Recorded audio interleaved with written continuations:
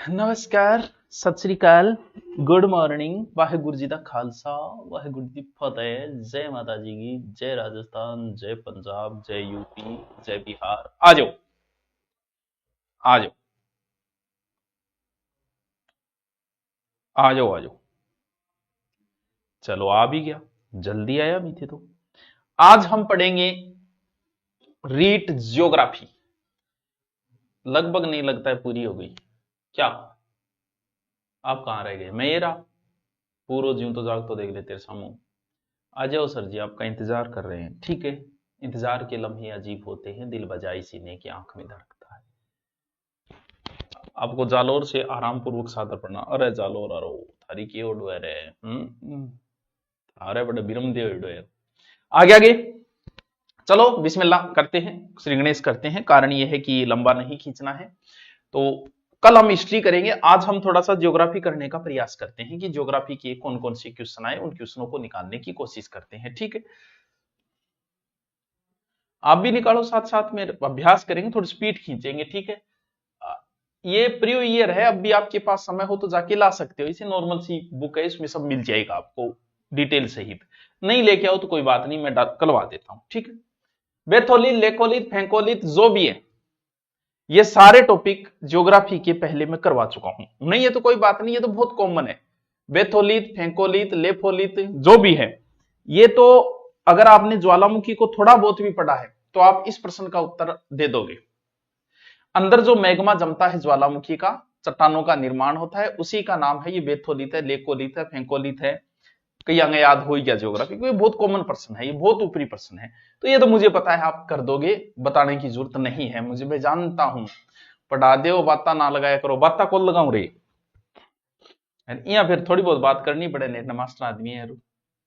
भूप्रपट्टी, भूप्रपट्टी नीचे वह स्थान जहां भूकंप आरंभ होता है क्या कहलाता है? ये बहुत अच्छा क्वेश्चन है, बहुत ही अच्छा क्वेश्चन है। उसे क्या कहते हैं? इसको इंग्लिश में भी पढ़ लिया करो अगर इंग्लिश साथ में दी हुई हो। अधि के अंदर क्रेटर या निकास। क्रेटर तो ज्वालामुखी से होता है, क्रेटर और काला डेरा, तो बात हो गई कट। ठीक, अब इंग्लिश में अधि का अर्थ होता है ऊपर। जैसे यहां भूकंप आया, भूकंप टॉपिक मैंने करवाया हुआ है, जैसे यहां भूकंप आया और इसके जस्ट ऊपर, अधि का अर्थ होता है ऊपर। जैसे ये अध्यक्ष, अधि प्लस एक्स, तो ये तो ऊपर होता है, ऊपर का केंद्र होता है, लेकिन वो इस फोक्स को पूछ रहा है, इस मूल केंद्र को पूछ रहा है, तो जिसे कहा जाता है उद्गम केंद्र। इसका उत्तर बच्चों ए होगा। बी कौन कर रहा है? भूकंप आरंभ होता है वो केंद्र पूछ रहा है, वो ऊपर होता है अधि केंद्र। बी यहां क्या करो थे, अधि के अंदर तो जस्ट ऊपर क्या स्थान है, हैं? भूकंप और ज्वालामुखी घटित होने का कारण है, ये प्रश्न आप आराम से कर दोगे। अंतर्जात बल यानी पृथ्वी के अंदर लगने वाले बल, बहिर्जात बल, दोनों, या सौर मंडल। सौर मंडल का भाई इसमें कोई लेना देना नहीं है। सौर मंडल पूर्णतः निर्दोष है, इसे बाइज्जत बरी कर दिया जाए। आप मुझे बहुत अच्छे लगते हो, thank you Munna, thank you.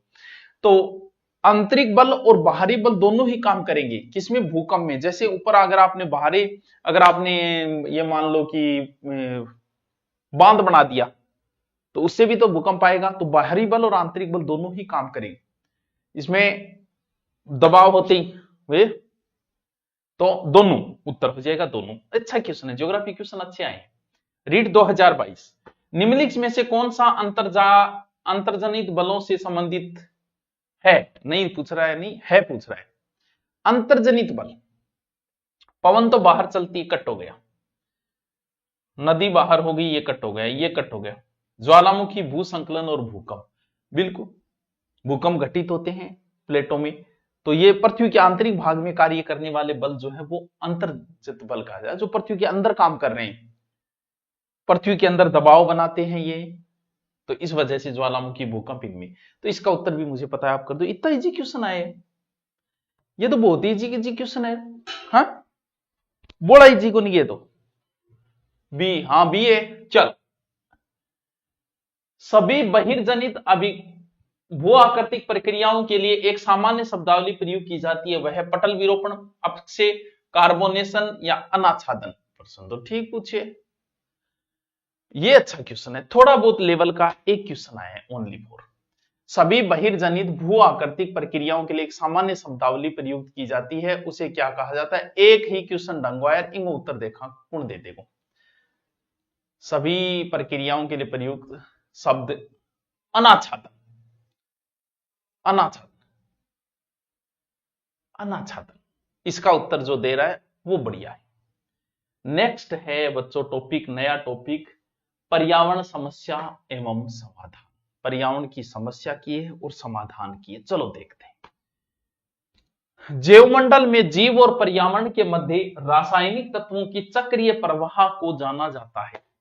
जैवमंडल और पर्यावरण के बीच में गैसीय चक्र, जैव भू रासायनिक चक्र, जल चक्र या भू आकारिकी चक्र, तो ये तो उत्तर तुक्का मारोगे कर दोगे। जहां तक मुझे लगता है जैवमंडल में जीव और पर्यावरण के मध्य रासायनिक तत्वों के एक चक्रीय प्रवाह को जैव भू रासायनिक चक्र, इसे कहा जाता है जैव भू रासायनिक चक्र। सही आ जाएगा इनमें, नाइट्रोजन और फास्फोरस और कार्बन और सारा ही आ जाएगा इनमें, तो उत्तर बी है। अच्छा प्रश्न है। निम्न में से कौन वायु प्रदूषक नहीं है? Carbon monoxide, nitrogen oxide, methane या ऑक्सीजन? अच्छा क्वेश्चन है। प्रदूषक नहीं है, अच्छा तो क्या है, ये तो हर कोई कर देगा। तो टावरो, वायु प्रदूषक गैस है CO2, N2O, CH4, जबकि ऑक्सीजन की तो बढ़ेगी तो न्याल को नहीं हो, थर फेफड़ा से ही काम कौन कर लग जाएगा, तो ऑक्सीजन को नहीं है, डी नहीं होगा इसमें। अम्ल वर्षा के लिए उत्तरदायी ऑक्साइड है, ये ढंग से पढ़ लेना। वैसे तो ये पूरा नई ज्योग्राफी में जो जुड़े थे वो मैंने करवाए थे। H2O, CO, SO2 या CO2? अच्छा क्वेश्चन है, कर दोगे आप। वायुमंडल में सल्फर डाइऑक्साइड, आप बताओ उत्तर। अम्ल वर्षा, एसिड रेन, एसिड, बताओ। हो जाएगा सल्फर डाइऑक्साइड, SO2। नया टॉपिक, नया टॉपिक, भारत की भूगोल शुरू हो गई। भारत की भूगोल अच्छे से आप थोड़ा सा तैयार कर लेना, थोड़ा डीप पूछ सकता है, वर्ड की इजी पूछता है। लेवल कौन सा है? कोई लेवल नहीं है बच्चा, ये रीड के प्रश्न है जो प्रीवियस ईयर में आए हैं पिछले साल। कयाल किस तट पर है? बहुत इजी क्वेश्चन है, लेकिन बंदे ने, सबको पता है कयाल तट जो केरल के लेगुन जिले हैं, लेकिन बंदा बड़ा समझदार निकला कि उसने केरल नाम ही नहीं दिया। बस इतने में ही तो मास्टर कंफ्यूज। कयाल झीलें जो है वो केरल के आसपास उथली झीलें हैं। भारत की लेगून झीलें, चिल्का झील उड़ीसा की सबसे बड़ी लेगून झील है, पुलिकट झील है, कोलेरू है, लेकिन इसका उत्तर क्या होगा? वो तट कहलाता है मालाबार तट। मालाबार तट, चार जो तट है ना इनमें, काठियावाड़ी है, ये जो तट दिए गए, इसमें यहां जो तट है उसका नाम मालाबार है। ये उत्तरी सरकार तट हो गया, कोंकण तट हो गया, ये कोरोमंडल तट हो गया। तो इसमें उत्तर क्या हो जाएगा? मालाबार। केरल में है कयाल जिले सर्वाधिक। उत्तर भारतीय मैदान में बाढ़ निर्मित नए युवा निक्षेपों को जाना जाता है। उत्तर भारत के मैदान में बाढ़ निर्मित नए निक्षेपों को किस नाम से जाना जाता है? तो खादर, बांगर व नाम थारा सुनने बमुई उत्तर है। प्रतिवर्ष नदियों द्वारा बाढ़ को समय समय पर जलोढ़ मिट्टी का जमाव हो जाता है। वह क्षेत्र बाढ़ पहले पानी पहुंच ही नहीं पाता है, पुरानी मिट्टी जमा हो जाती है, उसे क्या कहा जाता है? नई मिट्टी कौन सी होती है? नए युवा निक्षेप। खादर और बांगर दो शब्द है, यहां उत्तर होगा खादर पहली नाम लिया तो पहलो नयो है, बांगर पुरानी मिट्टी है, जब बांगड़ को नहीं शेखावटी, बांगड़ है पुरानी मिट्टी। तो नाम से पता चल रहा है, आप आराम से कर दोगे इस प्रश्न को, खादर और बांगर को। ठीक है, एक मिनट। हाजी हुकुम। जियो, भाई ये तो पता नहीं हुकुम, जियो वाला तो ले लिया था सीधा ही। ये तो पता है। हाँ, अच्छा अच्छा, जियो वाले तो ले लिया। वो सुभाष जी नहीं बांध रखी है, या तो उनसे पूछो, उनको नॉलेज हो। नहीं यही है। ठीक है, ठीक।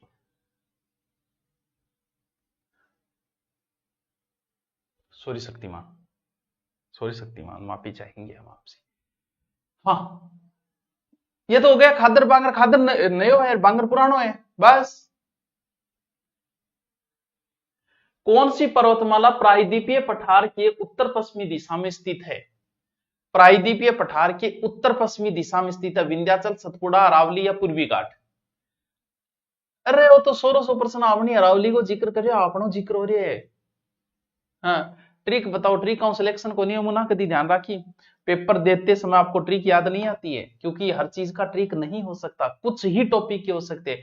जैसे पूरी हिस्ट्री में प्रजामंडल का ट्रिक बना सकते हो, सहायक संधियों का बना सकते हो, लेकिन पूरे इतिहास का कभी ट्रिक नहीं हो सकता। बस ये अरावली आपनो देहरादून, कोटली दून एवं पाटली दून स्थित है, ये अच्छा क्वेश्चन। बस इस क्वेश्चन को जो बच्चा बताएगा वेरी वेरी इंटेलिजेंट। ये बताओ, देहरादून,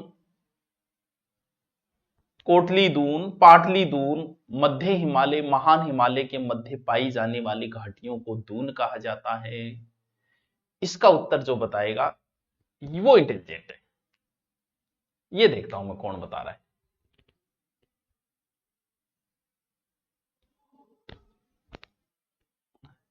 कोई सी बोल रहे है, कोई बी बोल रहे हैं। तो टावरोइंग उत्तर बी है, इंटेलिजेंट बच्चा है। रियल में इसका जो जवाब दे रहा है, हिमालय और शिवालिक के मध्य है, निचली साइड। हिमालय और शिवालिक के मध्य बी उत्तर होगा। दी गई भू आकृति का उत्तर से दक्षिण दिशा में अवस्थित क्रम बोलो। कितना अच्छा क्वेश्चन पूछे, कितनो प्यारो क्वेश्चन पूछे। भाबर, तराई, खादर और डेल्टा। तो अगर आप एक चीज में पहुंच जाओ कि डेल्टा सबसे लास्ट में बनता है, पश्चिम बंगाल, कलकत्ता, वहां, तो उत्तर तो इन दोनों में है, क्योंकि इतना सबको पता है कि डेल्टा पहले होगा, सबसे लास्ट में है। दो तक तो मैंने आपको पहुंचा दिया, अब आप करो।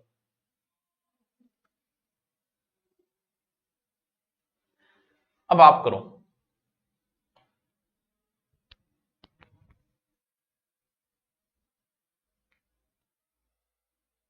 इसका उत्तर पहले भाबर होगा, फिर तराई होगा, फिर खादर होगा, फिर डेल्टा होगा। ये बहुत प्यारा क्वेश्चन है। कुछ क्वेश्चन कई बार आरपीएससी बड़े अधीनस्थ बोर्ड बहुत अच्छे क्वेश्चन बनाता है, ये अच्छा क्वेश्चन है। लेकिन दो तक पहुंच जानी रीट में, अगर थे दो तक पहुंच जाओ नहीं तो छोड़ के को नियाणो है। क्यों? क्योंकि नेगेटिव मार्किंग नहीं है। सिंधु गंगा के मैदान में जहां से आंतरिक प्रवाह पुनः प्रकट होता है, स्थानीय रूप से जानी जाती, बोल खादर बांगर है, वो तो बता ही दोगा या कौन बता पाओ। सिंधु गंगा मैदान में जहां आंतरिक प्रवाह पुनः प्रकट हुए, बट्ठे का लोग भी इनके बोले, बट्ठे का लोग बोले पानी पात छुआगो तिरग्या, तो तिरग्या तराई, वो क्षेत्र कहलाता है तराई। गंगा हिमालय बीच तराई क्षेत्र है ना वो। हाँ, वीडियो एग्जाम में भी काम आएगा, सब में काम आएगा, ये तो इंडिया जी की है। भारत के किस भाग में सबसे पहले मानसून प्रवेश करता है? युगों युगों से चला आ रहा एक प्रश्न है, कॉमन प्रश्न है, सबको आता है ये प्रश्न। भारत में सबसे पहले मानसून कहां पहुंचता है, इसका मैं चर्चा अब नहीं करूंगा, क्योंकि हमारे पास ना आपके पास समय है, अभी एग्जाम नजदीक है, बस रिपीट मार रहे हैं कि हाँ मेरे को आता है, ये आता है क्वेश्चन। तो वो अंडमान निकोबार द्वीप समूह है, बस अंडमान निकोबार द्वीप समूह। तो ध्यान रखना, अगर ये क्वेश्चन कई बार बंदा पूछ लेता है। अब मान लो कि इसमें उत्तर जो जो बच्चे ए उत्तर कर रहे हैं, हे बच तुम गलत हो, कुछ बच्चे ए कर रहे हैं।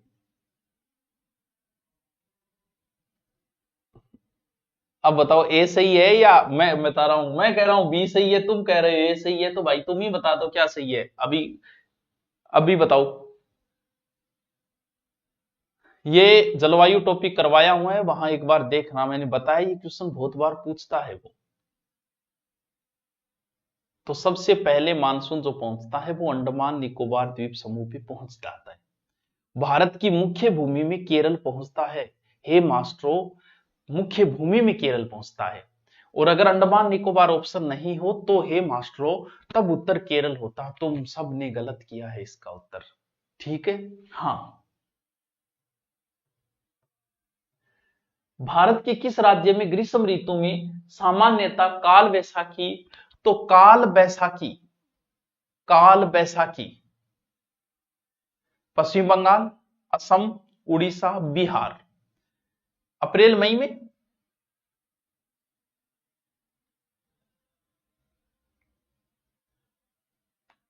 काल वैसाखी, हाँ, आम्र वर्षा वामय। तो टावरो काल वैसाखी जकिए बा असम में भी चाले और पश्चिम बंगाल में भी चाले। तो ये उत्तर ही सही नहीं है, इसका ए व बी दोनों ही उत्तर सही है। आपने जो ए बता रहा है वो भी सही है, बी बता रहा है वो भी सही। कई बार ऐसे प्रश्न आ जाते हैं, क्योंकि बाद में अधीनस्थ बोर्ड को भी तो मजा लेना है, 4% डिलीट करेगी, 5 रिट लगवाएगी, तो उनको बड़ा आनंद आता है इस चीज में। प्रायद्वीपीय भारत का सर्वोच्च शिखर कौन सा है? बहुत अच्छा क्वेश्चन है, बहुत प्राचीन समय से चला आ रहा है, ये युगों युगों से जिक्र है इस प्रश्न का, वेदों में भी जिक्र है। तो इस प्रश्न का उत्तर आप बताइए। प्रायद्वीपीय भारत का मतलब दक्षिणी भारत की सबसे ऊंची चोटी कौन है? ये चोटी है अनाई मुंदी, मुंदी मार रखी है लेकिन चोटी ऊंची है, जो 2695 2696 याद कर ली, मीटर ऊंची है। प्रायद्वीप भारत की दूसरी ऊंची चोटी है दय से, दूसरी दय से दोदा बेटा, दूसरी ऊंची चोटी है दादा बेटा, दादो और बेटो दोनों ही ऊंचा है, दय से, दूसरी दय से दादा बेटा। जबकि भारत की सर्वोच्च चोटी है कंचनजंगा, जो सिक्किम में है, जो विश्व की तीसरी है। भारत में स्थित भारत की सर्वोच्च चोटी, भारत की वैसे K2 है, लेकिन भारत में, भारत में स्थित, भारत में कंचनजंगा है। वैसे बच्चों माउंट एवरेस्ट है, राजस्थान की ऊंची गुरु शिखर है। तो यार ज्यादा ज्ञान ना जाड़ेंगे, उत्तर मान बता आ है मुंदी, अनाई मुंदी, 2696 2696, ठीक है। और दूसरी दय से दादा बेटा। यू आकार की घाटी निर्मित होती है, ABCDU। तो यू आकार की घाटी नदियों द्वारा बनती है यू आकार की, या हिमानी द्वारा बनती है, या हवाओं द्वारा बनती है, या भूमिगत जल द्वारा बनती है? ये यू आकार की घाटी कौन बना देता है, बताइए, इसका उत्तर बताओ। यू आकार की,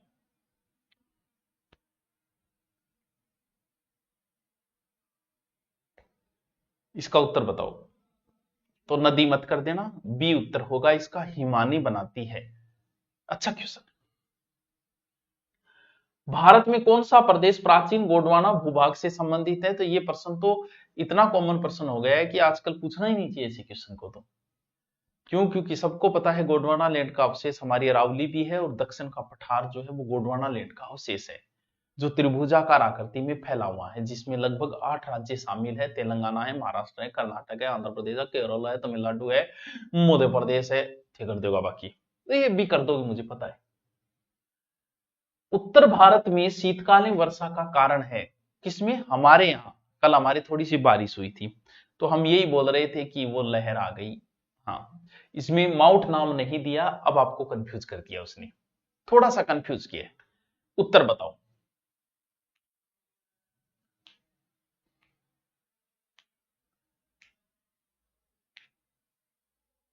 कुर्जी मन पीड़ा लागो थे, कहां चला गया रे?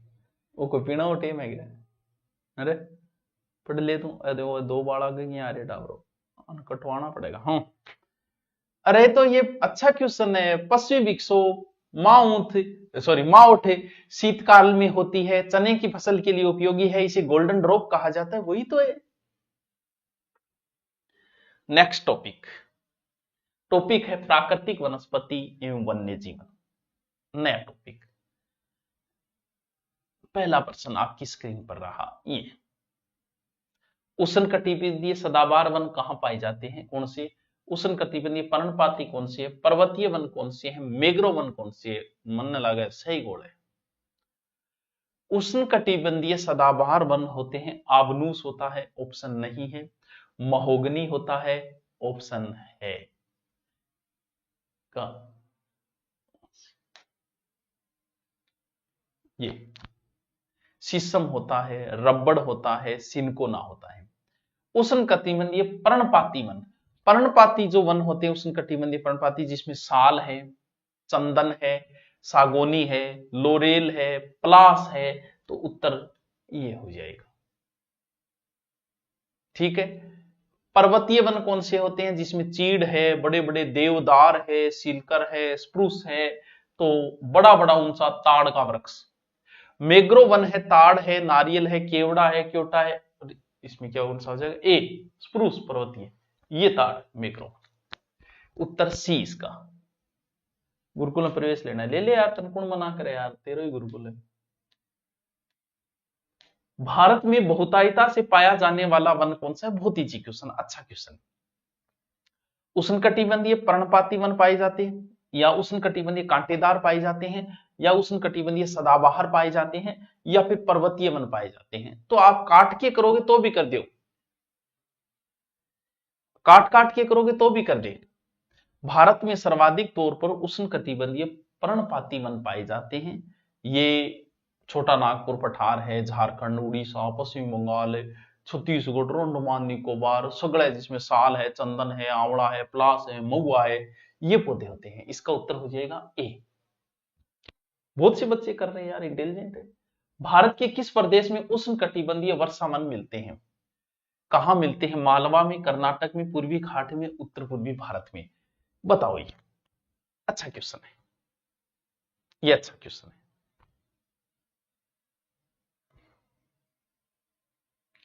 वर्ष भर तापमान चाहिए इनको, उष्णकटिबंधीय जो वन होते हैं, मानसूनी वन कह सकते हैं इन्हें, जो पूर्वोत्तर भारत में पाए जाते हैं और पश्चिमी घाट में भी है वैसे। बताओ इसका उत्तर गलत क्यों बता रहे हो आप? डी उत्तर होगा, उत्तर पूर्वी भारत है। हे मास्टरों, ऐसे क्या कर रहे हो तुम हैं? वन्य जीवों के कम होने का एक प्रमुख कारण है, एक कारण तो भी है, चेपिया लगभग तो है, पेट में गालियां कहीं तो। प्राकृतिक आवासों का नष्ट होना, बांधों का निर्माण होना, बाढ़ होना या नगरीकरण होना। वैसे देखिए तो प्राकृतिक आवासों का नष्ट होना एकदम सही उत्तर है, नगरीकरण होना भी सही उत्तर है क्योंकि हमने वनों को काट दिए। बांध निर्माण और बाढ़ से कभी जानवर नहीं मरे हैं, तो इसमें दोनों ही सही है। तो क्या माने, इसमें भी दोनों ही सही मान सकते हो आप, ठीक है, क्योंकि ये भी कारण है और ये भी कारण है, ठीक है जी। भारत के किस क्षेत्र में याक पशु मिलता है? याक देखे रहे था गुरुजी पुराना टाइम फोटो में देखे रहे, याक बहुत सारा लंबा लंबा बाड़ और वो याक। उत्तर बताओ, सुंदरवन में या अरुणाचल प्रदेश में या दार्जिलिंग में या फिर लद्दाख में? कर दोगे, मुझे पता है। ये लद्दाख में 15 से 20 हजार फुट ऊंचाई पे पाए जाते हैं, हैं? हिमाचल है, सिक्किम है, अरुणाचल प्रदेश है, बटकर पाई जाए। आपना वर्गो सोई जानवर वह, ठीक है, शाणो सोई वह, ठीक है। तो लद्दाख हो जाएगा उत्तर। सुंदरी वृक्ष किस प्रकार के वनों में पाया जाता है? सुंदरी वन, ज्वारीय वन, शीतोष्ण वन, मरुस्थलीय, भूमध्य सागरीय। बहुत शानदार क्वेश्चन है, इसका उत्तर नहीं दे पाओगे। सुंदरीय वन को जमहरीय वन भी कहा जाता है। गंगा है, गोदावरी है, इस क्षेत्र में डेल्टाई क्षेत्र में पाया जाता है। सुंदरवन जो है ना, सबसे बड़ा डेल्टा जो है ना, वो पश्चिम बंगाल में है। मैंग्रोव झाड़ीदार छोटो से पौधों है। यहां उत्तर क्या होगा? यहां जो उत्तर दे रहा है वो अच्छा बच्चा है, मतलब इंटेलिजेंट बच्चा है, अच्छे बच्चे का मतलब अच्छा इंटेलिजेंट है। बताइए, जल्दी बताइए, हमें अभी पूरा करना है। अब एग्जाम के दिन कहां बच्चे हैं, बस सेंटर आने वाले हैं। ये जमा रही है, बिल्कुल, बहुत सारे उत्तर दे रहे हैं। निम्नलिखित में से कौन पर्यावरण के अजैविक घटक के अंतर आता है? दो प्रकार के घटक है, एक जैविक घटक है, एक अजैविक घटक है। वो पूछ रहा है अजैविक घटक, इसमें वायुमंडल आता है, रासायनिक तत्व है, सूर्य प्रकाश, तापमान, हवा, ये चीजें आती है। तो इसका उत्तर बताइए, अजैविक घटक। अरे भिन्न छांट लो यार, तुम भी ना क्या, जल्दी बताओ, इसमें भिन्न छांट लो, हो जाएगा है? वायु हो गया। अंतरराष्ट्रीय जैव विविधता दिवस किस दिन मनाया जाता है? 21 मई को, 23 मई को, 22 मई को, 24 मई को। ये प्रश्न आप कर दोगे, अच्छा क्वेश्चन है। 1993 में संयुक्त राष्ट्र संघ द्वारा था। अरे 22 मई को आता है अंतरराष्ट्रीय जैव विविधता दिवस, रट लो, ऊपरी ऊपर पास लिख दो। निम्नलिखित में से कौन सा भारत के जैव विविधता हॉटस्पॉट में से एक? तेरी हॉटस्पॉट और यहाँ अरावली, खासी की पहाड़ियां, हिमालय या उपयुक्त में से कोई नहीं। हॉटस्पॉट है पूर्वी हिमालय। विविधता यार नेपाल, भूटान, सिक्किम और सगला जैव विविधता है। अंडमान निकोबार ये हॉटस्पॉट क्षेत्र है। तो इसका उत्तर क्या हो जाएगा? हिमालय। कुछ कर रहे हैं हिमालय, ठीक है, अच्छा लग रहा है। वन्य जीव सप्ताह मनाया जाता है, बोला ऐसा क्वेश्चन आ रहा है, वन्य जीव सप्ताह रहे, नॉर्मल प्रश्न है। 1 से 7 अक्टूबर या 15 अक्टूबर से 21 अक्टूबर, या 1 जून से 7 जून, या 15 जून से 21 जून। क्या प्रश्न पूछा है यार बंदे ने, क्या लेवल है यार। भारतीय वन्य जीवों के लिए वन्य जीव सुरक्षा मनाया जाता है, कब से कब है, लगभग 1 से 8 अक्टूबर के बीच में होता है पूरे भारत में, और 1957 में ये पहली बार मनाया गया। तो इसका उत्तर 1 से 7 अक्टूबर, ए उत्तर होगा इसका। सी उत्तर कौन दे रहा है, क्लास से बाहर निकालो उसको। कितना इजी क्वेश्चन है, फिर भी गलत कर रहा है। जो जातियां रेड डाटा बुक में प्रकाशित करता है वह संगठन है। अरे यार, रेड डाटा बुक क्या होती है, पहले तो ये बताओ, समझो इस चीज को। Red data book, red data book, red data book में वो प्रजातियां आती है जो है लेकिन विलुप्ति के कगार पे है, खत्म होने वाली है, वो रेड डाटा बुक के अंदर आएगी। हाथी भी है, टाइगर भी है, और थारपगा आदमी, मारपगा आदमी भी होगा। तो रेड डाटा बुक को प्रकाशित कौन करता है, इसका उत्तर देखते हैं कौन सही बताता है।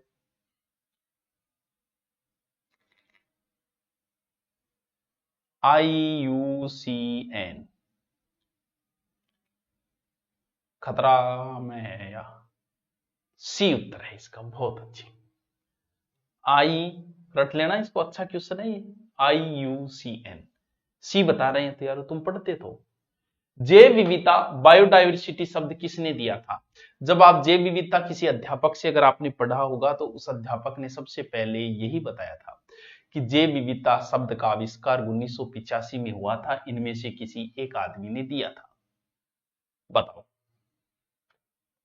इसका उत्तर बताओ, अच्छा क्वेश्चन नहीं, कुछ थारा भी तो दिमाग पर लोड पड़ना चाहिए, एक लो मैं बता तो जा रहा हूं। बताओ भाई, टमकोर से प्रणाम, तारनगर से प्रणाम। तो ये WG रोजन, WG रोजन, जैव विविधता शब्द किसने दिया, WG रोजन, ठीक है। पर्यावरण के जैविक घटक है पौधे, पहाड़, मैदान या नदियां। पर्यावरण के जैविक घटक है, जैविक घटक कौन से हैं, या पर्यावरण के जैविक घटक में सम्मिलित है भूमि, वायु, पौधे और जल। पौधे, पशु, मनुष्य, कीड़ा मकोड़ा, 84 लाख प्रकार का जीव जंतु, ये जैविक घटक है, जीव ही तो है? इतनो ही को नहीं पता होगे थाने, पतो को नहीं तो फिर किया कौन थाने है। तो इसका उत्तर क्या हो जाएगा, पौधे हो जाएंगे जैविक घटक के अंदर। यहां उत्तर पौधे हो जाएगा, यहां भी पौधे हो जाएगा, ए और सी। वाह सर, के बात है सर, के क्या बात है, निजट्टी क्या बात है। पारितंत्र शब्द का गठन किसने किया था, हेकल ने किया या हमबोल्ट ने किया या टेस्ले गाडिया करियो या उडम करियो, कौन करियो। पारिस्थितिकी तंत्र जो शब्द है वो 1866 ईस्वी में लिया गया था। इनमें से किसी एक व्यक्ति ने लिया, गढ़ा था, लेकिन इससे पहले बायोलॉजिकल, पारिस्थितिकी तंत्र स्टेम, जीवमंडल का एक आवश्यक घटक है ये। उत्तर आप बता दोगे, जो बता रहे हैं वो अच्छा पढ़ रखा है, उन्होंने तुक्का नहीं मार रही। ऐसे प्रश्नों में तुक्का ना मारना जियो, तुक्का कोई ऐसा मार्स को अंतरजातीय बल है, बहिर्जातीय बल है, पर्यावरण प्रदूषण का कारण नहीं है, बम तुक्का मारे जा। ऐसा प्रश्न हम तुक्का को मारे, आता है तो आता, नहीं आता तो नहीं आता। अरे अनेस्ट हेकल है वो, ए है इसका उत्तर है। कर क्या रहे हो तुम लोग। कौन सा राज्य टाइगर स्टेट के नाम से जाना जाता है, ये प्रश्न हमने दिया तो रीट 2011, जो पहली आरटेट, उस समय रीट नहीं हुआ करता था, उस समय आरटेट हुआ करता था, उस समय ये प्रश्न आया, 2011 की बात है। और उस समय टाइगर टाइगर बोलते थे सौरव गांगुली को, तो लोग उसके फैन थे, लोगों ने सोचा कि टाइगर स्टेट बंदा पूछ रहा है तो सौरव गांगुली पूछ रहा होगा, तो लगभग लोग तो बंगाल करके आ गए थे, पूछा ही इसीलिए था उसने। तो टाइगर स्टेट बंगाल नहीं है, टाइगर स्टेट बच्चों MP है, क्योंकि भारत के टाइगर्स की संख्या लगभग 3000 है, जिसमें से आप मान लो कि 500-600 तो एक लई नहीं है।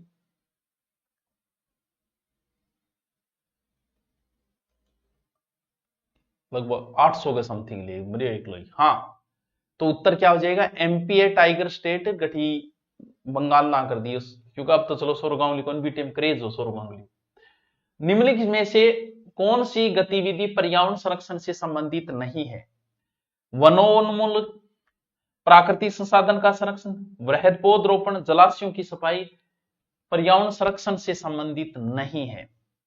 तो भाई इनमें उत्तर थे सीधो ही काट लियो, इतना समझदार तो हुई थे, बीएड करेड़ी है। पेड़ काटन लाग रहे हो, पर्यावरण संरक्षण क्या करो थे? वन का उन्मूलन कर रहे हो, यानी काटना होता है, हटाना होता है। जैसे हमने प्लेग रोग का उन्मूलन कर दिया, वैसे उन्मूलन का मतलब जड़ से खत्म करना होता है। तो पेड़ा नहीं खत्म कर दियो बच्चों के थान पे। निम्नलिखित में से कौन सा सुमेलित है? कौन सा सुमेलित है? बॉम्बे नेचुरल हिस्ट्री सोसाइटी नई दिल्ली में है, भारतीय वनस्पति सर्वेक्षण कलकत्ता में है, भारतीय वन्य जीव संस्थान कोयम्बटूर है, या राष्ट्रीय वनस्पति अनुसंधान संस्थान जोधपुर है? इसमें कौन सा गलत है? भारतीय वनस्पति सर्वेक्षण भारत सरकार के वन्य पर्यावरण से वनस्पतियों संबंधित है, 1957 में हुआ था इसकी। और ये कहां है बताओ? तो सुमेलित पूछा है, गलत कौन पूछो? अरे इंग उत्तर बी वेगो टाबरो, ये क्या करो मास्टरो? बी वेगो कलकत्ता में है। आईईईपी का पूरा नाम क्या है? रीट 2017 के प्रश्न पूछे यार, के प्रश्न पूछे। आईईईपी,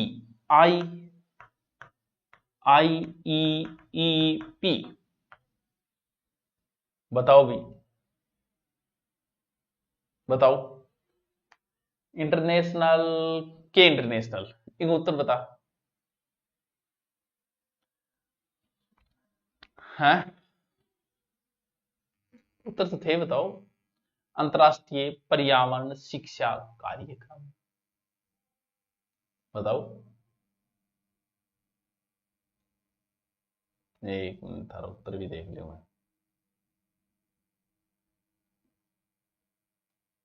एक मिनट। उत्तर क्या बता रहे हैं? बी हो जाएगा इंटरनेशनल, अच्छा, environmental education programme, environmental education programme, I international. B उत्तर होगा, बी। विश्व पर्यावरण दिवस, भैया वो प्रश्न ना गलत कर दिए, कोई बात को नहीं, भूल चूक लेना देनी है, आगे पीछे हो जाए, लेकिन वो ना गलत कर दिए था, इतनी रिक्वेस्ट है, क्योंकि वो प्रश्न टाबरपने में पड़ता रहा। तो वो 5 जून है, पर्यावरण का स्टॉकहोम सम्मेलन का पहले दिन से डिसाइड किया गया, वो उत्तर गलत ना कर दिया। भारतीय वन्य जीव संरक्षण अधिनियम किस वर्ष लागू हुआ? ठीक क्वेश्चन है, और उत्तर लगभग कर दोगे आप, आराम से कर दोगे, मुझे पता है इसका। बताओ आप, बताओ। अरे हाँ 5 जून है, 5 जून बिल्कुल सही है, इसका बताओ। वन्य जीव संरक्षण अधिनियम 1972, इजी क्वेश्चन है।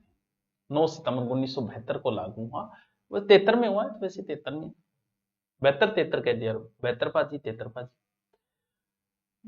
ज्यादा उद्देश्य नदी घाटी परियोजना, बहुउद्देशीय नदी घाटी परियोजना, बहु का अर्थ यहां ज्यादा है, बहु का अर्थ बीननी मत कर देना, ठीक है।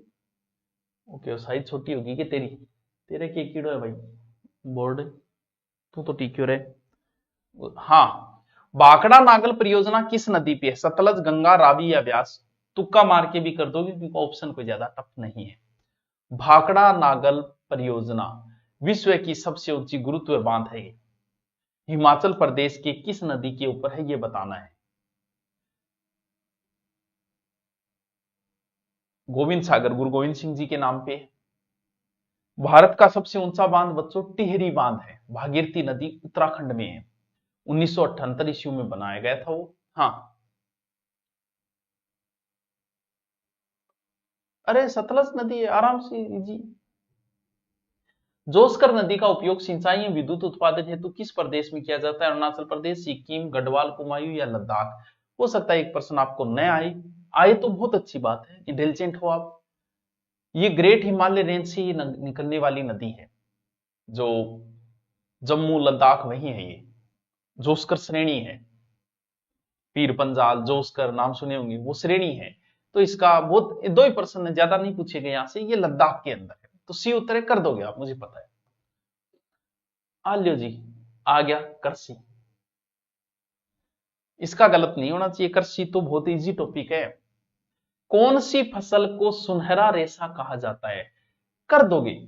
गोल्डन फाइबर, पटसन, जूट, मुलायम रेशो वह पहली कपड़ा ही बनता। गोल्डन फाइबर जूट को कहते हैं गोल्डन फाइबर। सफेद धातु बोलते हैं प्लेटिनम को, सफेद धातु प्लेटिनम। सफेद सोनो बोले कपास ने, कालो सोनो बोले कोयले ने, और अफीम ने भी कालो सोनो बोला है। कालो हीरो बोले कार्बोहाइड्रेट ऐसे से होता है एक। कालो शीशो बोले ग्रेफाइट ने। मुंह तो थाने सारा ही बता दिया है, लेकिन वो प्रश्न गलत ना कर दिए थे, बी उत्तर है वो जूट। निम्न में से कौन सी रब्बी की फसल है? तो मैंने फसलों का एक ट्रिक बताया था आपको जब फसलें करवाई थी कि ये रब्बी की फसलें हैं, ये खरीफ की फसलें हैं।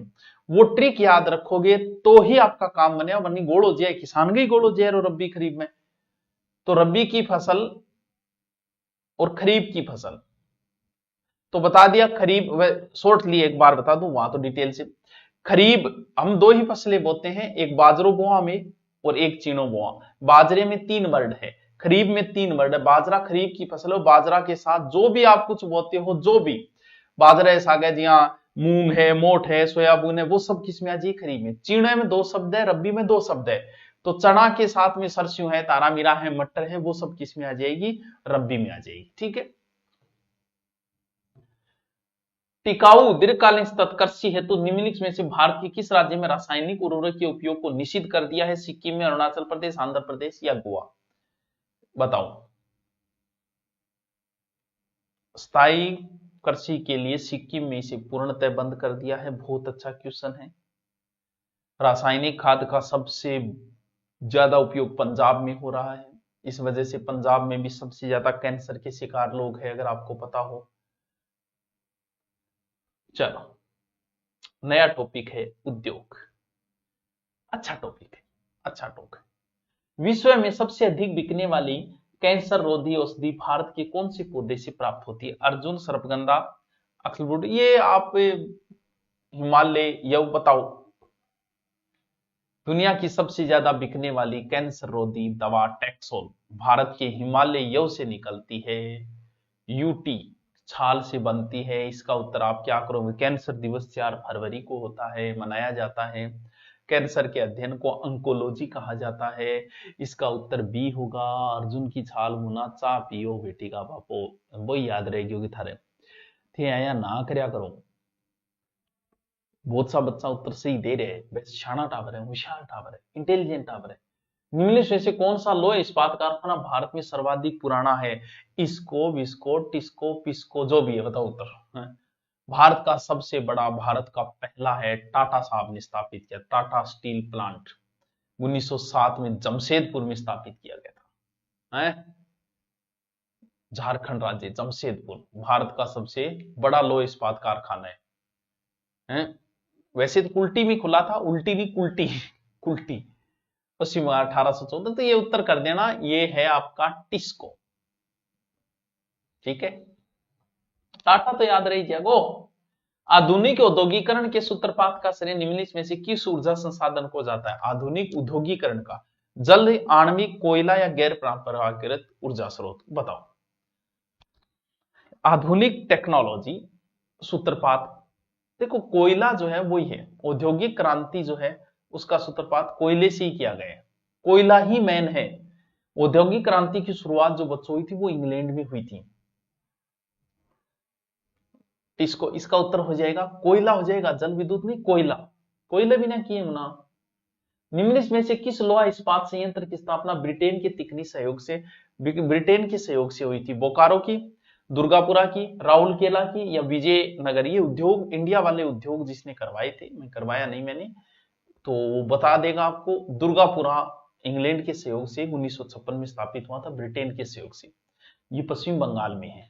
3 पूछे जाते हैं, बोकारो, दुर्गापुर और राउरकेला। तीनों को ध्यान रखना। राउरकेला की स्थापना 1953। राउरकेला ये जर्मनी के सहयोग से है, उड़ीसा में। भिलाई है, भलाई आपने चाहे रूस, भिलाई जो है वो रूस के सहयोग से है, भिलाई 1955। बोकारो है, वो भी रूस के सहयोग हुई है 1900 लगभग 64 में।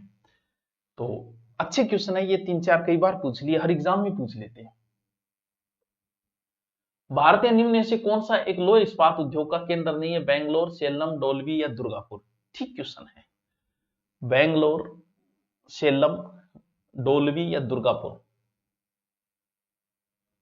देखो बेंगलोर टावरो आईटी खातर जानी चाहिए, ना कि लौह इस्पात खातर फेमस है भारत में, ऑटोमोबाइल के लिए फेमस है बेंगलोर। तो बेंगलोर उत्तर वे गोइंग होते भी क्या कर रहे होते, तू का नाम मारिया करो ने, तू का नाम मारो क्या ना को लगो।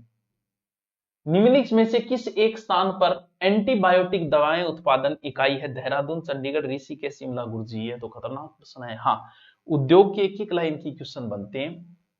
ऋषिकेश जो है उत्तराखंड में, जल्दी से उत्तर बताओ। ये ऋषिकेश होगा, ए उत्तर होगा।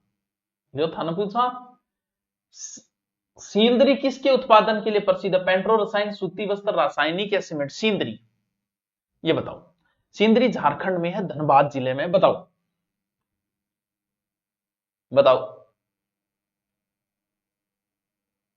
सींदरी, इसका उत्तर बताओ। ये अच्छा क्वेश्चन है, ये बताने वाला इंटेलिजेंट बच्चा होगा, मेरा ये मानना है। बताओ। अरे सी उत्तर। अरे यार तुम इंटेलिजेंट हो यार, इसका मतलब तुम तो बड़े होशियार हो यार, होशियारी बहुत करता है। हिस्ट्री का भी करवाने हैं प्रश्न, जल्दी जल्दी करवा देते हैं। निम्नलिखित से कौन भारत में लौह अयस्क पेटियों का समूह है? लौह अयस्क पेटियों का समूह पूछ रहा है, सोच समझ के जवाब देना, खनिज का ही टॉपिक है ये। सिंह भूमि, बेलाडीला खान है, नेलोर, ठीक है, कुद्रेमुख खान, मयूरभंज, बोकारो, बोकारो, बेलाडीला, मयूरभंज, मयूरभंज, सिंह भूमि, बेलाडीला। चलो गए लगभग, लो है तो हो गया कंफ्यूज आप है, मराठिया नहीं। झारखंड में लोहे के लिए सिंह भूमि तो बहुत फेमस है, हीरापुर है, कुल्टी है, इसको है। बेलाडीला छत्तीसगढ़ में बहुत फेमस है, ये पहाड़ी है ये लोहे के लिए। दंतेवाड़ा में जट घटना हुई वो। नेलोर आंध्र प्रदेश के अंदर है, फेमस है ये। सर्वाधिक मात्रा बॉक्साइड मैग्नीज सारों निकले नेलोर में। मयूरभंज ये भी उड़ीसा में है, ये भी फेमस है। तो ये तो उत्तर कंफ्यूज करने वाला है, बंदे ने क्या प्रश्न पूछा है। ये भी सही है और ये भी सही है, लोहे के दोनों। उत्तर ही गलत है, एक दिन नहीं देना चाहिए था, दोनों उत्तर सही होंगी। धात्विक खनिज है, अच्छा क्वेश्चन है। धात्विक खनिज है, मैग्नीज तांबा, तांबा ग्रेफाइट, लोहा अब्रक, अब्रक डोलामाइट? आराम से कर दो, मतलब न्यू करते होगा थे प्रश्न ने, तो करो।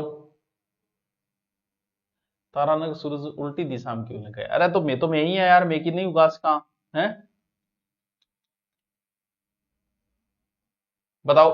तो मैग्नीज तांबा हो गया, इसमें ग्रेफाइट हट गया, इसमें अब्रक, इसमें डोलोमाइट हट गया। हाँ लो, बहुत इजी क्वेश्चन है, फ्री को क्वेश्चन है वो। भारत में जिप्सम का सर्वाधिक उत्पादन कौन करता है? तो भाई जी मैं ही है, मैं राजस्थान वासी, भारत को 90% जिप्सम एकला लिया बैठा धोड़ियो बाटो में, आप खा जाओ जमा जमा के खा जाओ में, बाड़मेर, बीकानेर, जैसलमेर, गंगानगर भरे पड़े हमारे धोड़ियो बाटो, वो आपने करी है। निम्नलिखित प्यारा क्वेश्चन है, सॉरी नहीं है, नहीं है। दो प्रकार के खनिज होते हैं, एक धात्विक खनिज होता है, एक अधात्विक खनिज होता है। बताओ, उत्तर बताओ। धात्विक खनिज तो टावरो, बॉक्साइट, तांबा, क्रोमाइट, अब्रक। अब्रक जो है वो अधात्विक।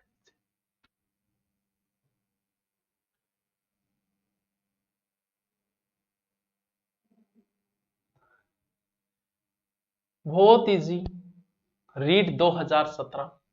जैसे एनएच होते हैं वैसे ही डब्ल्यूएच भी होते होंगे, वाटर हाईवे भी होते होंगे।